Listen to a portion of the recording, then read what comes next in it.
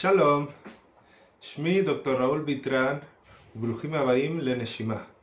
נשימה נולדה מתוך צורך אמיתי להחזיר למטופלי סרטן את המקום להבין, לנשום ולהתארגן בתוך מציאות שמרגישה לפעמים כמו רעידת אדמה.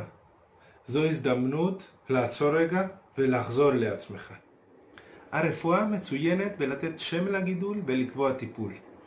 אבל היא פחות טובה בלהסביר מה קורה לנו בדרך.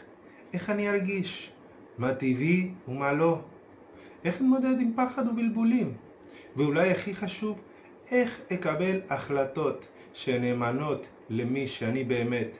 לקצב שלי, לצורה שאני רוצה לעבור את הטיפולים, ולדרך שאני ארצה לעבור את המסע האונקולוגית שלי.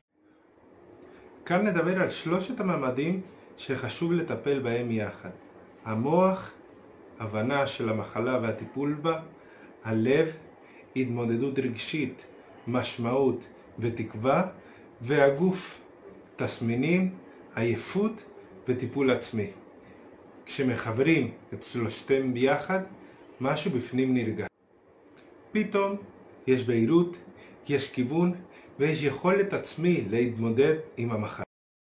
בסוף, הטיפול הרפואי הוא רק חלק מהמסע. ומה שקובע איך נעבור את זה, זה אתם.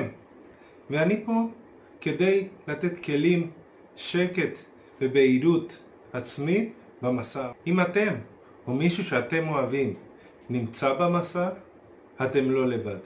אני מזמין אתכם להצטרף אליי ונעשה מזה המסע הכי טובה שאפשר. נתראה בפנים.